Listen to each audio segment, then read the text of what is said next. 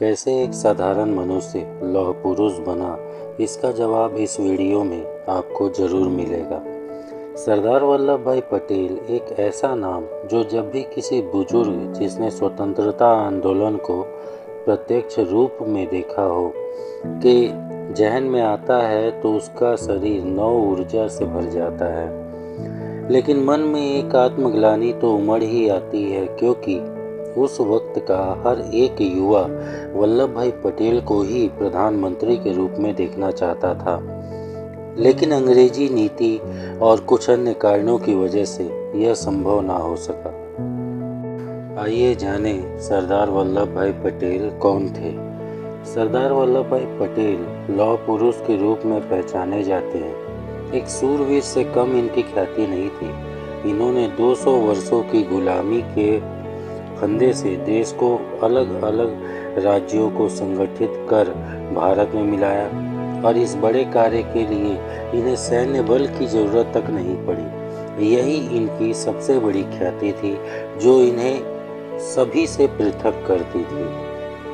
सरदार वल्लभ भाई पटेल एक कृषक परिवार से थे, जिसमें 4 बेटे थे। एक साधारण मनुष्य की तरह इनके जीवन के भी कुछ लक्ष्य थे। यह पढ़ना चाहते थे, कुछ कमाना चाहते थे, करना चाहते थे, और उस कमाई का कुछ हिस्सा जमा करके इंग्लैंड जाकर अपनी पढ़ाई पूरी करना चाहते थे। इन सब में इन्हें कई परेशानियों का सामना करना पड़ा। पैसों की कमी, घर की जिम्मेदारी, इन सभी के बीच वे धीरे धीरे अपने लक्ष्य की तरफ बढ़ते रहे। शुरुआती दिनों में इन्हें घर के लोग नकारा समझते थे।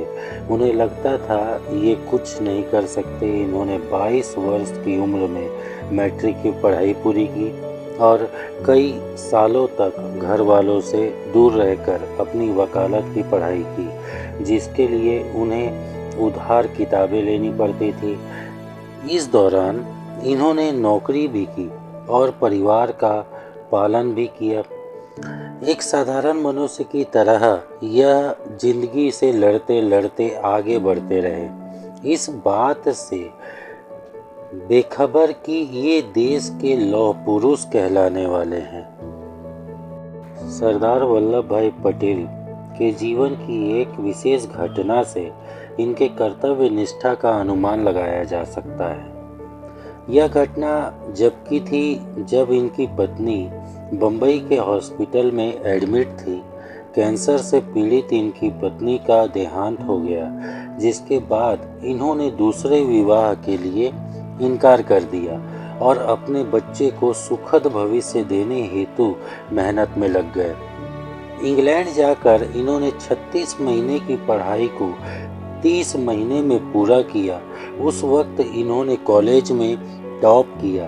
इसके बाद वापस स्वदेश लौटकर अहमदाबाद में एक सफल और प्रसिद्ध बैरिस्टर के रूप में कार्य करते गए।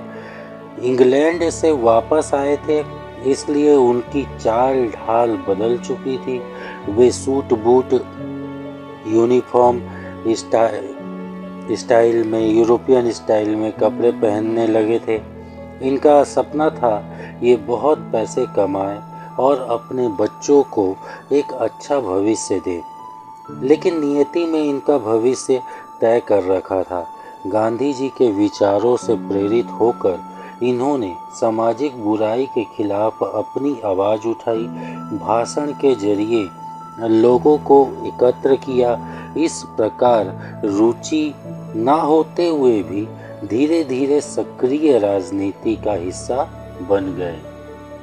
सरदार वल्लभ भाई पटेल गुजरात के रहवासी थे। सबसे पहले अपने स्थानीय क्षेत्रों में शराब, छुआछूत एवं नारियों के प्रति अत्याचार के खिलाफ लड़ाई की। इन्होंने हिंदू मुस्लिम एकता को बनाए रखने की पुरजोर कोशिश की। खेड़ा आंदोलन 1917 में गांधी जी ने वल्लभ भाई पटेल से कहा कि वे खेड़ा के किसानों को एकत्र करें और उन्हें अंग्रेजों के खिलाफ आवाज़ उठाने के लिए प्रेरित करें। उन दिनों बस कृषि ही भारत का सबसे बड़ा आय का स्रोत था, लेकिन कृषि हमेशा ही प्रकृति पर निर्भर करती आई है, वैसे ही कुछ उन दिनों का आलम था। 1917 में जब अधिक वर्षा के कारण किसानों की फसल नष्ट हो गई थी, लेकिन फिर भी अंग्रेजी हुकूमत को विधिवत कर देना बाकी था। इस विपदा को देख वल्लभ भाई ने गांधी जी के साथ मिलकर किसानों को कर ना देने के लिए बाध्य किया और अंत अंग्रेजी हुकूमत को हामी भरनी पड़ी। और यह भी सबसे पहली बड़ी जीत जिसे खेड़ा सत्याग्रह या खेड़ा आंदोलन के नाम से याद किया जाता है। इन्होंने गांधी जी के हर आंदोलन में उनका साथ दिया। इन्होंने और इनके पूरे परिवार ने अंग्रेजी कपड़ों को बहिष्कार किया और खादी को अपनाया।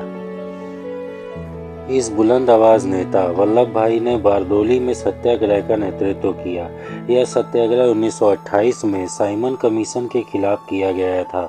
इसमें सरकार द्वारा बढ़ाए गए कर का विरोध किया गया और किसान भाइयों को एक देख ब्रिटिश वायसराय को झुकना पड़ा। इस बारदोली सत्याग्रह के कारण पूरे देश में वल्लभ भाई पटेल का नाम प्रसिद्ध हुआ और लोगों में उत्साह की लहर दौड़ पड़ी। इस आंदोलन की सफलता के कारण वल्लभ भाई पटेल को बारदोली के लोग सरदार कहने लगे, जिसके बाद इन्हें सरदार पटेल के नाम से ख्याति मिलने लगी। गांधी जी की अहिंसा की नीति ने इन्हें बहुत ज़्यादा प्रभावित किया था। इनके कार्यों ने गांधी जी पर अमिट छाप छोड़ी थी। इसलिए स्वतंत्रता के लिए किए गए सभी आंदोलन जैसे असहयोग आंदोलन, स्वराज आंदोलन, दांडी यात्रा, भारत छोड़ो आंदोलन, इन सभी में सरदार वल्लभ भाई पटेल की भूमिका अहम थी। अंग्रेजों की आंखों में खटकने वाले स्वतंत्रता सेनानी थे सरदार वल्लभ भाई पटेल। 1923 में जब गांधी जी जेल में थे, तब इन्होंने नागपुर में सत्याग्रह आंदोलन का नेतृत्व किया। इन्होंने अंग्रेजी सरकार द्वारा राष्ट्रीय ध्वज को बंद करने के खिलाफ आवाज उठाई, जिसके लिए अलग अलग प्रांतों से लोगों को इकट्ठा कर मोर्चे निकाले गए। इस मोर्चे के कारण अंग्रेजी सरकार को झुकना पड़ा और उन्होंने कई कैदियों को जेल से रिहा किया। इनकी वाक शक्ति ही इनकी सबसे बड़ी ताकत थी, जिस कारण उन्होंने देश के लोगों को संगठित किया। इनके प्रभाव के कारण ही एक आवाज पर आवाम इनके साथ चल देती थी। आज़ादी के पहले एवं बाद में अहम पद इनकी लोकप्रियता बढ़ती ही जा रही थी। इन्होंने लगातार नगर के चुनाव जीते और 1922, 1924 और 1927 में अहमदाबाद के नगर निगम के अध्यक्ष के रूप में चुने गए। 1920 के आसपास के दशक में पटेल जी ने गुजरात कांग्रेस को ज्वाइन किया, जिसके बाद वे 1945 तक गुजरात कांग्रेस अध्यक्ष बने रहे। 1932 में इन्हें भारतीय राष्ट्रीय कांग्रेस का अध्यक्ष बनाया गया। इन्हें कांग्रेस में सभी बहुत पसंद करते थे। उस वक्त गांधी जी, नेहरू जी एवं सरदार पटेल ही नेशनल कांग्रेस के मुख्य बिंदु थे। आज़ादी के बाद देश के गृह मंत्री एवं उप प्रधानमंत्री चुने गए। वैसे सरदार वल्लभ भाई पटेल प्रधानमंत्री के प्रथम दावेदार थे। उन्हें कांग्रेस पार्टी के सर्वाधिक वोट मिलने के पूरे आसार थे, लेकिन गांधी जी के कारण उन्होंने स्वयं को इस दौड़ से दूर रखा। 15 अगस्त 1947 के दिन देश तो आज़ाद हो गया। इस आज़ादी के बाद देश की हालत बहुत गंभीर थी। पाकिस्तान के अलग होने से कई लोग बेघर थे। उस वक्त रियासत होती थी, हर एक राज्य एक स्वतंत्र देश की तरह था। इन्हें भारत में मिलाना बहुत ज़रूरी था। यह कार्य बहुत कठिन था। कई वर्षों की गुलामी के बाद कोई भी राजा अब किसी भी तरह की अधीनता के लिए तैयार नहीं थे, लेकिन वल्लभ भाई पर सभी को यकीन था। उन्होंने ही रियासतों को राष्ट्रीय एकीकरण के लिए बाध्य किया और बिना किसी युद्ध के रियासतों को देश में मिलाया। जम्मू कश्मीर, हैदराबाद एवं जूनागढ़ के राजा इस समझौता के लिए तैयार न थे। इनके खिलाफ सैन्य बल का उपयोग करना पड़ा और आखिरकार ये रियासतें भी भारत में आकर मिल गई। इस प्रकार वल्लभ भाई पटेल की कोशिशों के कारण बिना रक्त बहे 560 रियासतें भारत में आ मिली। रियासतों को भारत में मिलाने का यह कार्य नवंबर 1947 आज़ादी के महज कुछ महीनों में ही पूरा किया गया। गांधी जी ने कहा कि यह कार्य केवल सरदार पटेल ही कर सकते थे। भारत के इतिहास से लेकर आज तक इन जैसा व्यक्ति पूरे विश्व में नहीं था जिसने बिना हिंसा के देश एकीकरण का ऐसा उदाहरण प्रस्तुत किया हो। उन दिनों इनका इस सफलता के चर्चे पूरे विश्व के समाचार पत्रों में थे। इनकी तुलना बड़े बड़े महान लोगों से की जाने लगी थी। कहा जाता है अगर पटेल प्रधानमंत्री होते तो आज पाकिस्तान चीन जैसी समस्या इतना बड़ा रूप नहीं लेती। पटेल की सोच इतनी परिपक्व थी कि वे पत्र की भाषा पढ़कर ही सामने वाले के मन के भाव समझ जाते थे। उन्होंने कई बार नेहरू जी को चीन के लिए सतर्क किया, लेकिन नेहरू जी ने इनकी कभी ना सुनी और इसका परिणाम भारत और चीन का युद्ध हुआ था। 1948 में हुई गांधी जी की मृत्यु के बाद पटेल को इस बात का गहरा आघात पहुंचा और उन्हें कुछ महीनों बाद हार्ट अटैक हुआ, जिससे वे उभर नहीं पाए और 15 दिसंबर 1950 को इस दुनिया से चले गए। 1991 में इन्हें भारत रत्न का सम्मान दिया गया। इनके नाम से कई शैक्षणिक संस्थाएं हैं। हवाई अड्डों को भी इनका नाम दिया गया है। स्टैच्यू ऑफ यूनिटी के नाम से सरदार पटेल के 2013 में उनके जन्मदिन पर गुजरात में उनकी स्मृति स्मारक बनाने की शुरुआत की गई।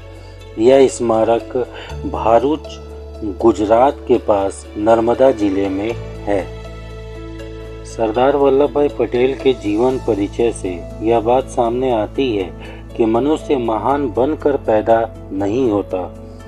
उनके प्रारंभिक जीवन को जानने के बाद हम कह सकते हैं कि यह आप और हम जैसे ही एक व्यक्ति थे जो रुपया, पैसा और एक सुरक्षित भविष्य की चाह रखते थे, लेकिन कर्म के पथ पर आगे बढ़ते बढ़ते बैरिस्टर वल्लभ भाई पटेल सरदार पटेल लौह पुरुष वल्लभ भाई पटेल बन गए।